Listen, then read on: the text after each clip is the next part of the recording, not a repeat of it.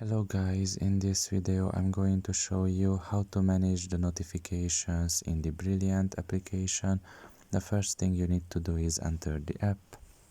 After you are done with that and you are in the home page, you should look at the bottom of your right corner and there you will find the more option. Press on it. And here in this page you should select the fifth option, which is email and notifications. And here you will be able to find basically the notifications. You can set any of them with a single touch.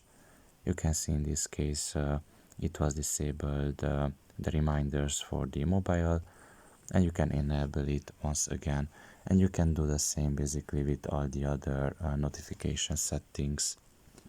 So pretty much this is all about it.